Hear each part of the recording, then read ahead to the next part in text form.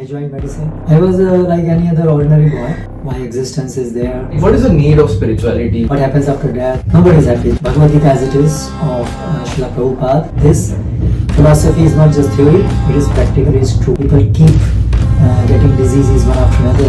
What was there before the creation? This material world, because it is matter, therefore there is creation and there is destruction. So how does it mean for a person who's been in coma? And so that conviction that nothing material can actually help people permanently. This phase is going to last till the atomic bombs are there, till there is a need for it, till the whole world is not coming back to as it used to be for thousands of years.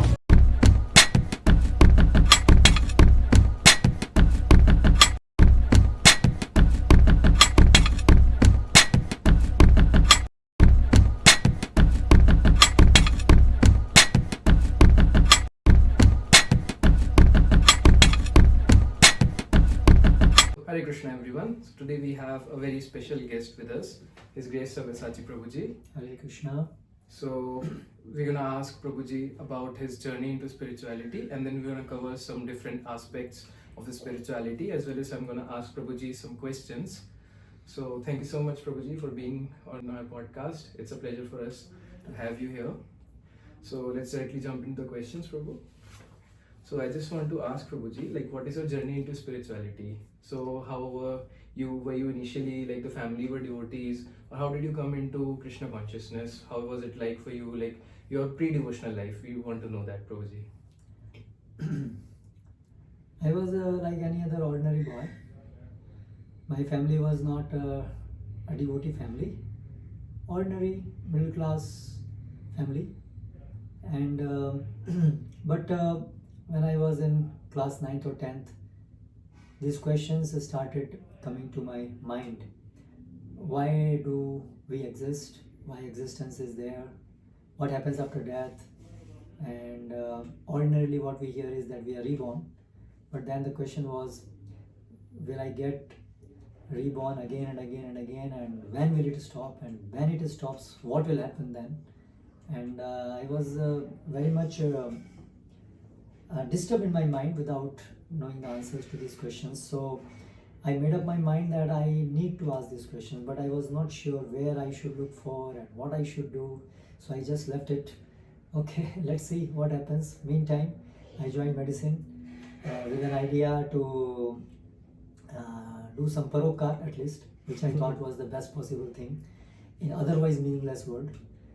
With that idea I joined, I started my search. I started going here and there, different spiritual organizations, reading books, but everything was vague, whatever I read, till I got Bhagavad Gita as it is of Srila Prabhupada after meeting ISKCON devotee, and that started my spiritual journey. Right. So was there a particular verse which inspired you to join ISKCON, Prabhuji, or was it the entire book that you read, and how was it supposed to be like? Once I got that book, I started reading it, and it was not any particular shloka, but then I found that the questions which I had, like why we are here, why there is misery in this world, what happens after death. So I could understand from Bhagavad Gita that there are very clear-cut answers to all these questions, given in a very reasonable way. So overall, that whole message of Bhagavad Gita convinced me. Right. So I see here that you initially joined in ISKCON in the year 1996. Yeah. So what dedicated, like what part of an experience that you had, Prabhuji, which inspired you to join full-time in ISKCON? Like because we see generally that people do come into ISKCON, they connect either in congregation or they come on Sunday to Sunday programs. But what was that initial moment that touched you to join ISKCON and give your, surrender your life to Krishna and to Srila Prabhupada? What was that journey been? How was it for you, Prabhuji? As I told you, my coming in contact with ISKCON was, it gave answers to the questions which I had. So I was already looking for purpose in life. So when I got it, it was natural for me to accept it full-heartedly. So it took me 96 I came in contact, and by 99, by Krishna's grace, he gave me the inspiration that you should dedicate your life fully. So the thing after I heard the philosophy, initially it was, the philosophy made sense, first thing. Theory was perfect. But then still, I didn't know whether it is true or not. Right. So then I started chanting. Mm-hmm. And then with the chanting, I got the experience that the things like sense control, which otherwise was impossible for me after years of trial, just Indeed. became so easy by chanting Hare Krishna. And the experience of chanting, it gave me faith that this philosophy is not just theory, it is practical, it is true.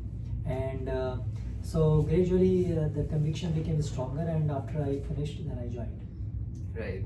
So we get here that Prabhuji's inquisitiveness for this world, as in now who we are and why we are here, you know, questions like where were we probably 25 years before, where will be 100 years from now, all of these questions, you know, Prabhuji was very much intrigued to get answers to, and that's why he came into the teachings of Srila Prabhupada, and that's why he joined ISKCON.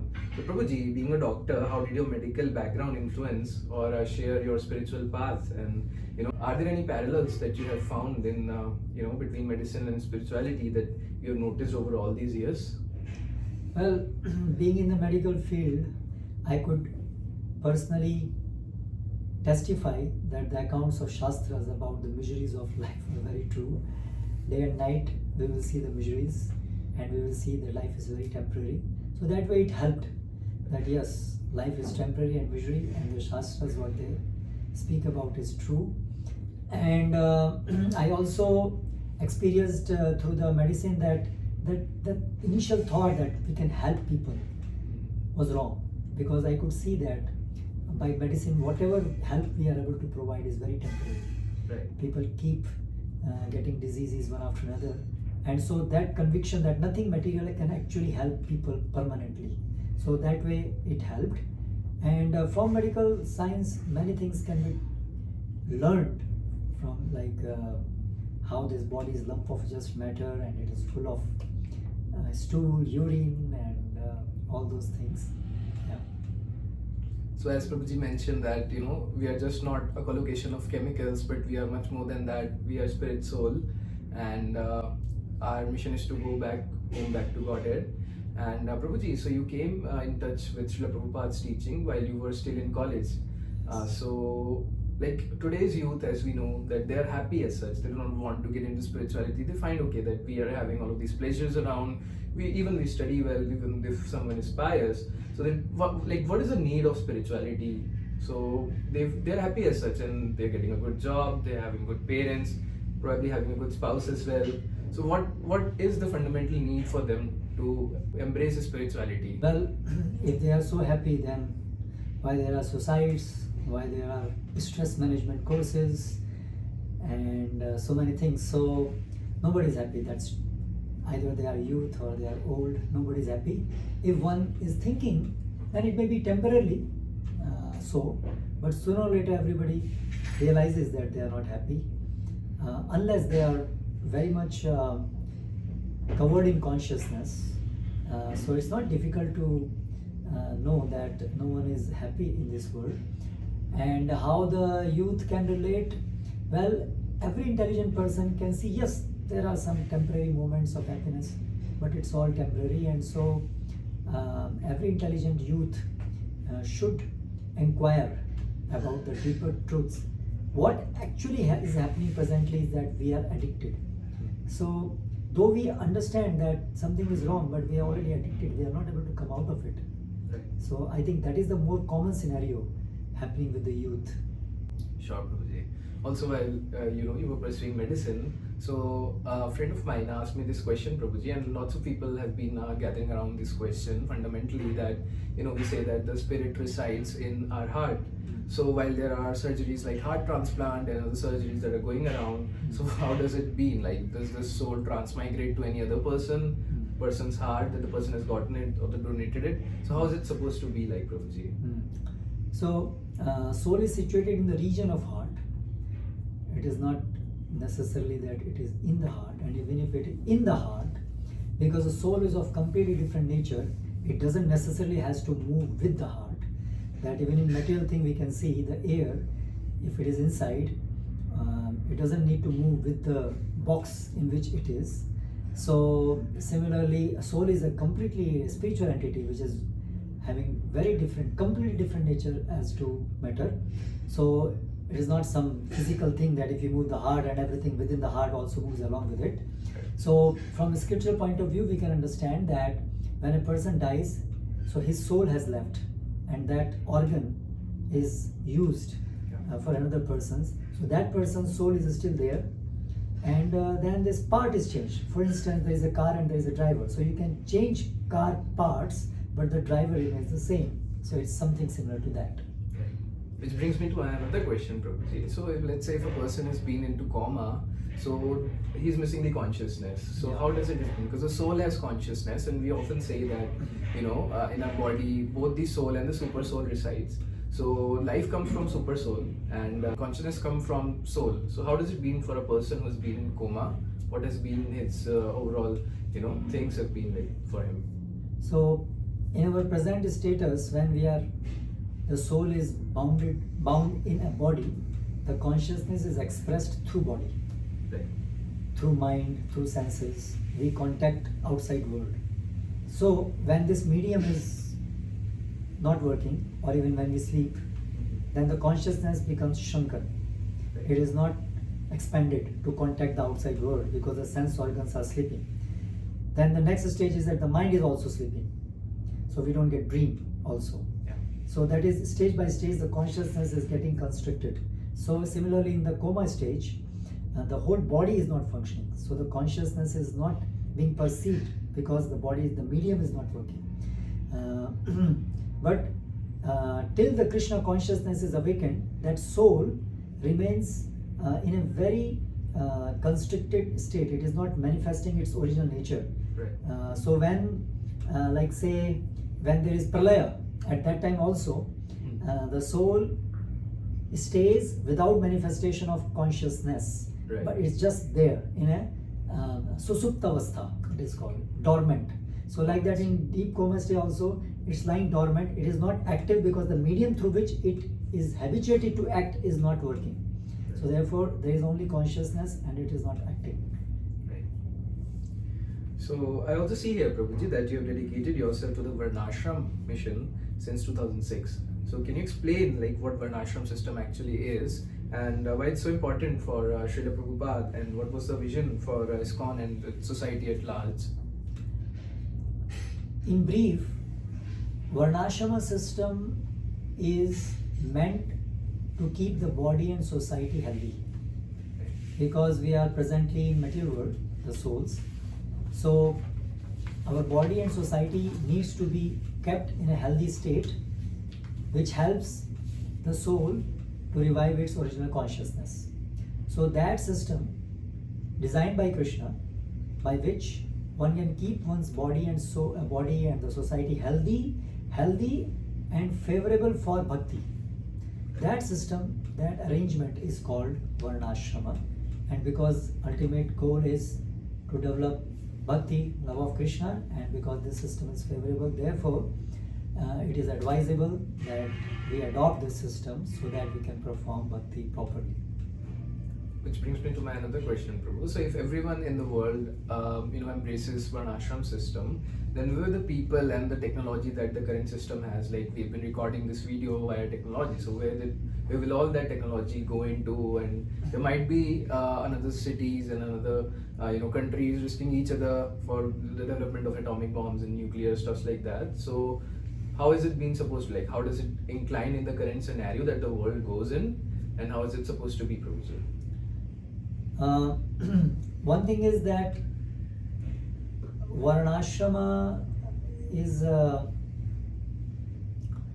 not something which, because presently the whole world has gone quite away from the simple living. Correct. Because here I think you are not just referring to Varnashrama, but the essential essential component of living a simple life.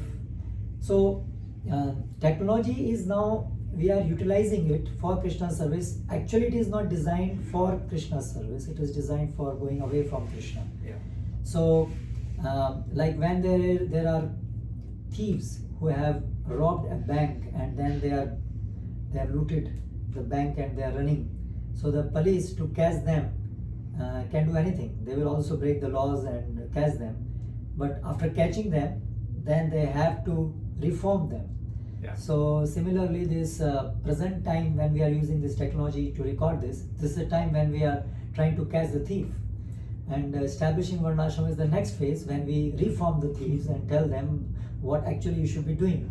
So therefore this phase is going to last till the atomic bombs are there, till there is a need for it, till the whole world is not coming back to as it used to be for thousands of years, leading simple life, and then naturally there will be no need for these artificial necessities of life, because then there will be locally available brahmanas and people, preachers to preach and time to read, and so without using this technology directly we can hear from people.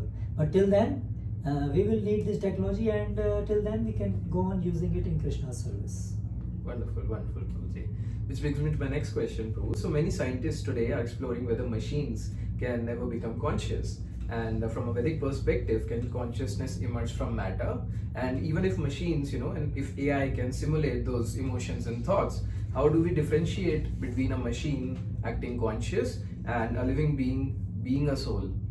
Machine has no soul, as we know, and so how does it become conscious? And will it ever be a better bhakta than us, because machines are pre-trained? Well, machines can simulate emotions.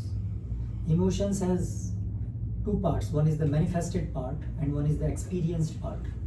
So when you feel happy, there are some expressions on your face or the body which is an expression of the happiness which you feel, right, which you experience. So by machines we can simulate the expressions of those feelings, but those feelings, that experience cannot be simulated, because that is the feature of consciousness. And because the machines are never conscious in its true sense, they can only simulate the expressions of those emotions expressed externally, but that experience is not there. So therefore machines, because they are machines, they are not conscious entities, so therefore that will never happen. Simulation can happen, but experience will never happen. So next part, whether they will be better devotees. Well, machines are machines, they are not devotees. Devotion is, it needs consciousness. So machines can never become conscious. Machines are not conscious. Consciousness does not come from matter. Consciousness is never a product of matter. Consciousness exists before matter came into existence. So it's not created from matter. So can you define the creation of this universe in a nutshell, Prabhuji? Like we just talked about that the consciousness was there before matter. So what was it before matter eventually? Like was there any planet? What was there before the creation? How was it supposed to be like, Prabhuji? According to Vedic scriptures, this creation keep happening again and again. Bhutva bhutva praliyate. So there is an eternal spiritual world. Because it is spiritual, it is eternal. There is no pralaya and there is no creation there. This material world, because it is matter, therefore there is creation and there is destruction. So presently we are in one particular phase of creation.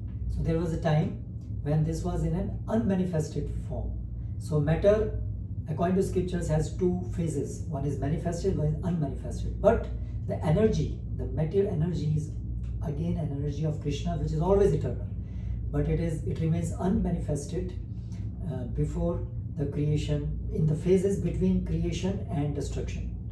So how it happens, it's a very big topic, but in nutshell, Lord, by activating his material energy, creates this universe, and he enters into this universe as Paramatma and governs or activates all its functionings, and then the souls are implanted. Souls are eternal. They are implanted into this material world, and then they are given bodies, and then in this way different living forms come into existence, and by their karmic reaction they are going from one void to another, and it goes on till they are able to come to a platform of liberation where again they can go back home, back to Godhead. Very well. So Prabhuji, could you just also touch upon with the Akshapatmika Shakti and like the Mahamaya and the Yogamaya Shakti or Atmika Shakti, like what all Shaktis are there, what all forms and energies of Lords are there? Primarily there are three energies, categories of energies: Antaranga, Bahiranga and Tatastha. That is internal, external and marginal. Internal energy is the energy of the Lord, which is his Swarup Shakti, which is responsible for Lord's Dhamma and Lord's pastimes, enacting Lord's pastimes, Lord's awareness of everything. All that is accomplished by the internal potency, and external potency is that by which this material world is created and maintained. And marginal energy is consisted of the living entities, the souls. Right. And they are marginal because they have to be either under the control of internal or external potency. So these are the three primary forms of energy. Mahamaya, that is another name of external energy. Yogamaya is the name of internal energy. And what was the another question? Prakshipatmika. Prakshipatmika and Avaranatmika. So these are two further subdivisions of the Maya Shakti, the external potency, that which covers the knowledge of the soul, and second, which gives the wrong, the false ego that you are part of this world, the ignorance.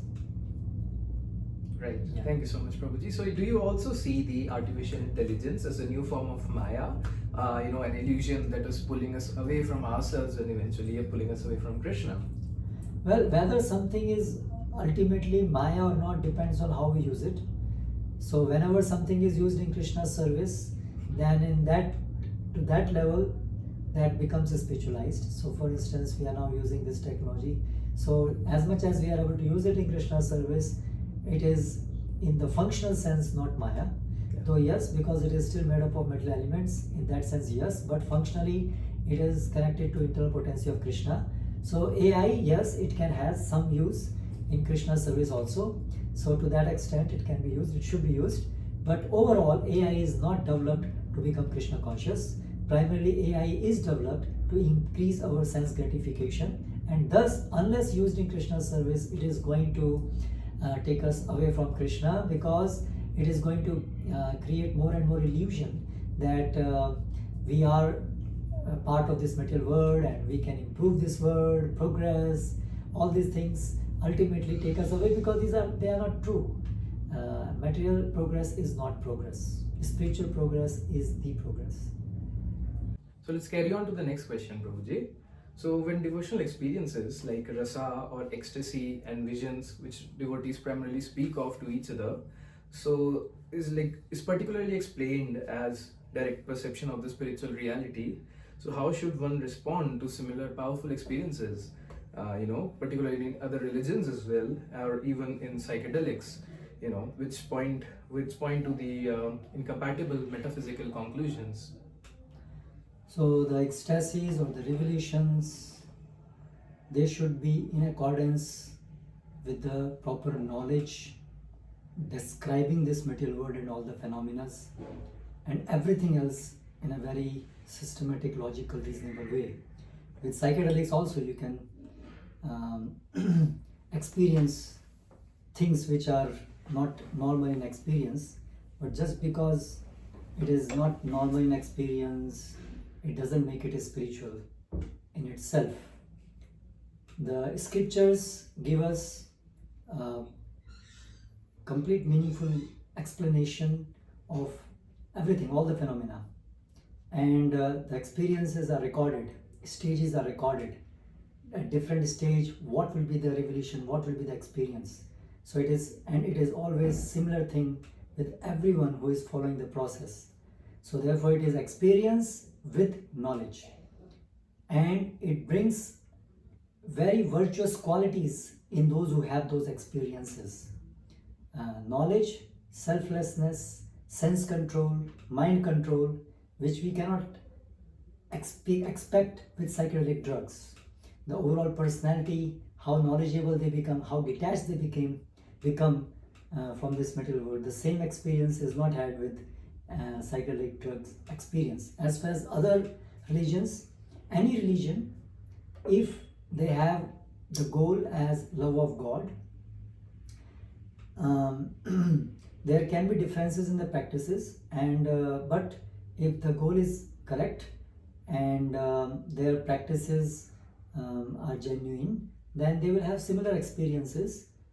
So that are expected, that are accepted, though it can come from some other religion.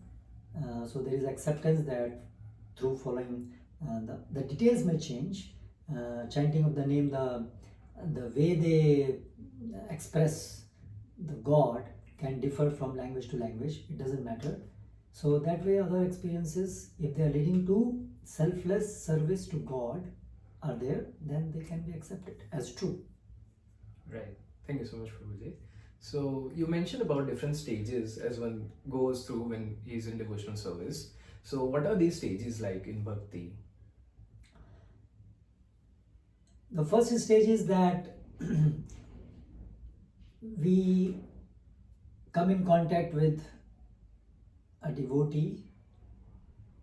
Devotee takes the initiative generally, and we come to realize that there is some truth beyond what I have been thinking, and that is called initial attraction for the scriptural knowledge or for understanding God. That is called Shraddha, Ado Shraddha. Then from that one continues devotee association, hearing about Bhagavad Gita or message of God or his pastimes, and by that one gradually comes to the point of taking a decision that I want to sincerely practice the discipline, the rules and regulation, personal experience all these things. That stage is called Bhajan Kriya. And then in that one surrenders to a spiritual authority, a representative of God, and then follows different directions under his guidance he does. And by that one comes to the stage of clarity, which is called Nishtha. That is, by his development of realization, he is very sure that I'm on the right path, that I'm making advancements, and the doubts are cleared. And then one further, as he makes advancement, comes to the stage of what is called Ruchi. Then taste for serving the Lord appears, and then comes the stage of Asakti, when one cannot remain without serving God. And then further comes the stage of what is called Bhava, when one experiences God through all his senses, through his mind, through his intelligence. And then comes the stage of Prema, when personally one experiences love, and he can practically, with all his senses, he can experience God.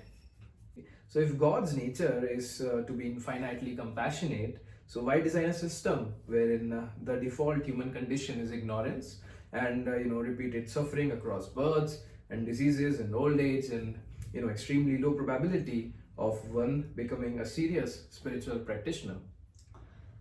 God's nature is infinitely compassionate, and at the same time we have nature of being conscious entities, so we have our own independence as well, and this independence is necessary to execute our eternal function of loving God.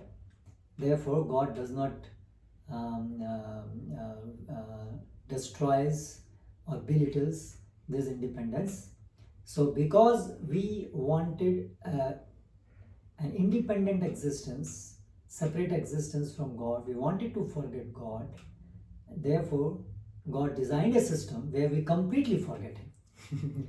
And when we are forgetful of him, and then different desires Krishna facilitates, and then we get the results of those activities. Whenever a system is made, there will be rules and regulations, good and bad. So the good and bad which we meet are ultimately due to God's compassion, who gives us the freedom to forget him and to do whatever we want to do. So in that sense he is compassionate, but because we are individual conscious entities unless we ourselves decide that yes, we want to go back. We won't be able to actually love God. Therefore, He gives us all the freedom. So it is actually manifestation of His compassion that He gives us all the freedom, because just by restriction, by force, one cannot be made to love. So therefore, ultimately it's the expression of His compassion. Great.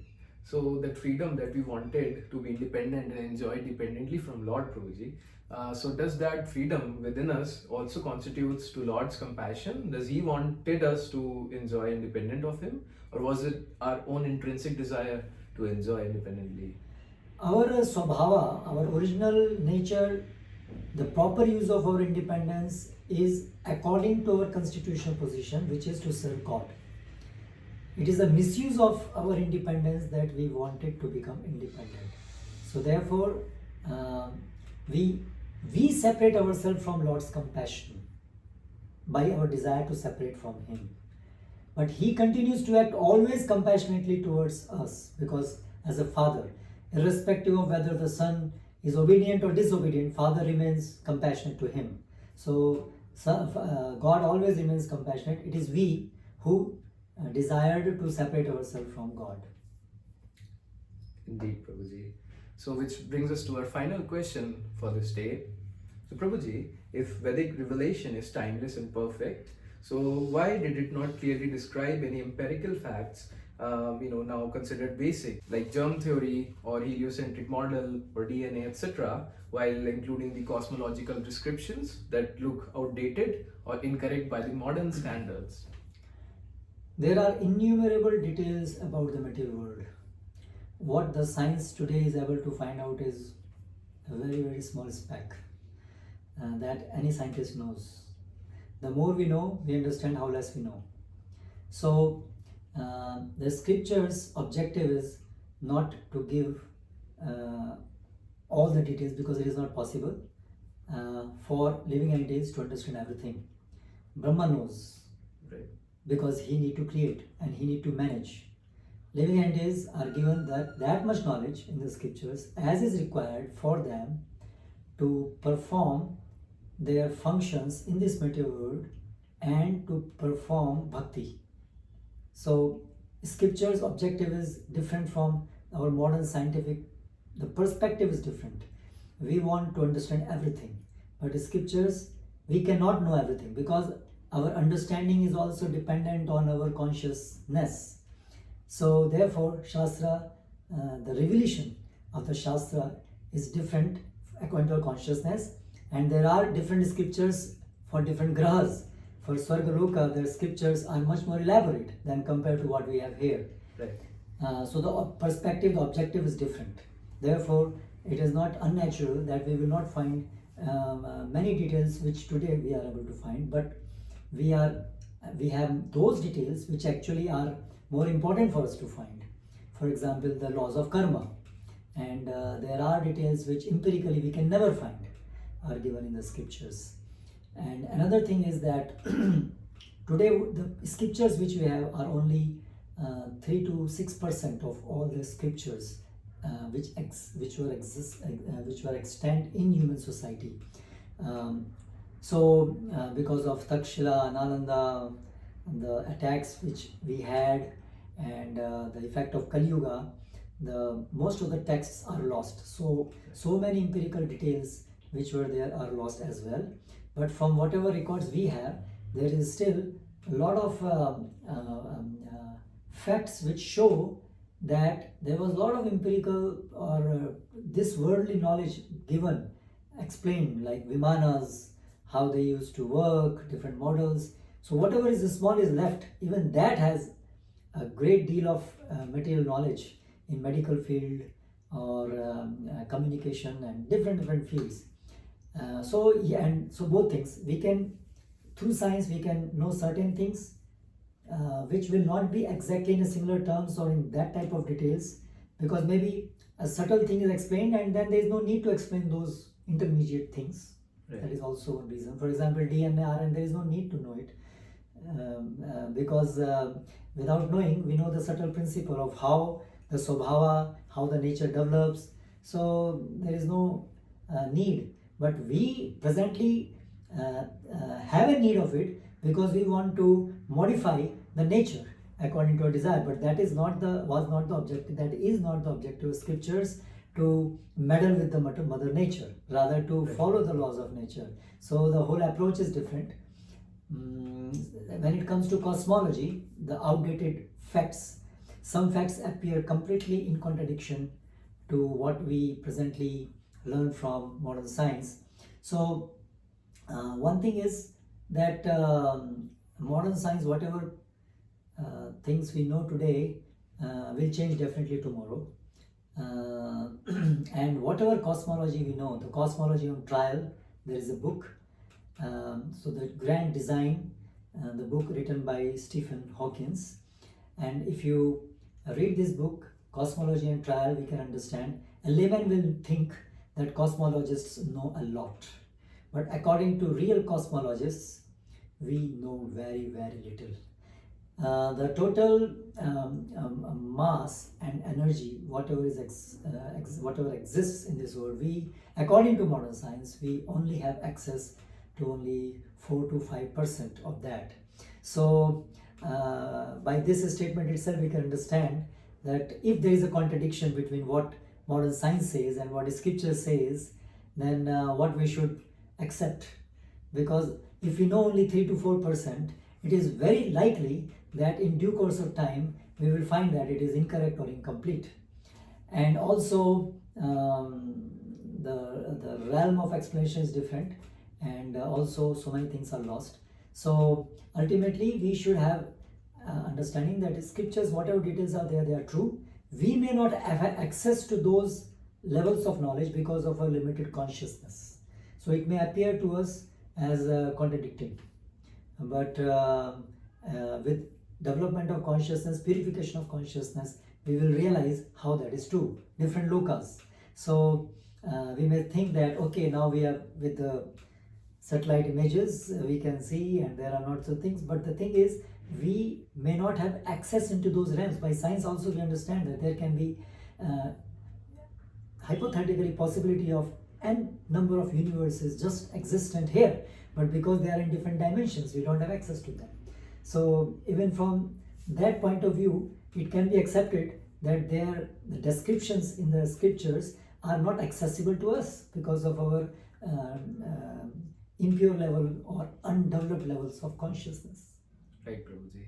So with the answer that you just elaborated, Prabhuji, I have a quick couple of questions, more follow-up questions to this. So as you mentioned that we do not have access to those upper dimensionally and higher dimensional planets, but there might be a case where, like, I was just going through this Brahma Vimohan Leela, which says that Brahmaji comes and he says all the other Brahmas from other universes as well, some thousands of heads of Brahmas. So I also came up with this theory, Prabhuji, that since we are living in a 4D space, like length, breadth, height, and the fourth dimension is time, so therefore our universe's Brahma is four-headed. So is this somehow related to the Brahmas who have thousands of heads? Like, do they live in thousands of dimensions? So if they are higher dimensional beings than us, so we cannot have access to those beings, but they can surely have access to us, right? So why are they not accessing us, Prabhuji? And the second question in this is that, as you mentioned about Nalanda and Takshashila getting burnt and across all these, so we have limited scriptural knowledge.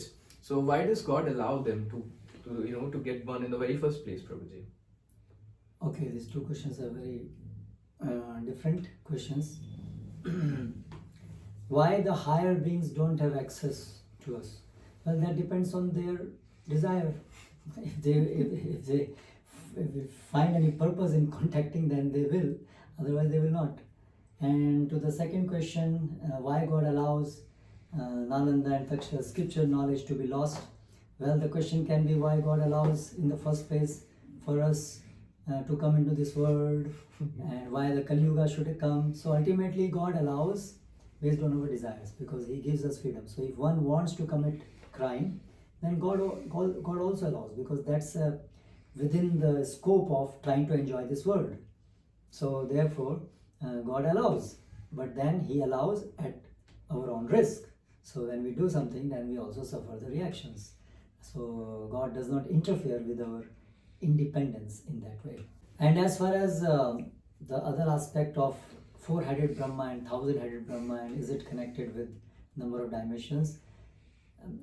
I have not come across a very specific explanation in these terms of dimensions, but in general we can accept that may not be exactly the dimensions the way we understand them through modern science, but in some ways definitely more subtle beings, and so we don't have access to them, and so yeah, in that sense we don't have access. I have not come across exactly that because we have four dimensions they were four-headed, not in that way, so I can't comment on that. But in general, yes, it is true that higher beings have higher levels of existence, different elements the body is made up of, and subtle and gross, different strata, different levels, so that is true. Sure. So that concludes our session for today. So we thank Prabhuji for joining us today. Thank you so much, Prabhuji, for being a part of this program, for this series, and giving us your valuable time, Prabhuji. Thank you. Hare Hare Krishna. Krishna.